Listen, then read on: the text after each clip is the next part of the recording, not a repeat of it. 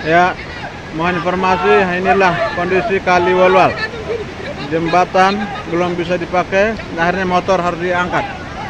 Inilah kondisi jembatan yang awalnya menjadi alternatif pengguna roda 2, tapi akhirnya hancur, maka terpaksa sudah harus menggunakan pengangkatan motor.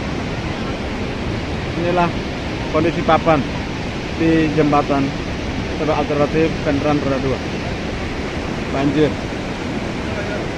Mohon ada yang bisa membantu proses pemasangan papan di jembatan darurat ini. Demikian.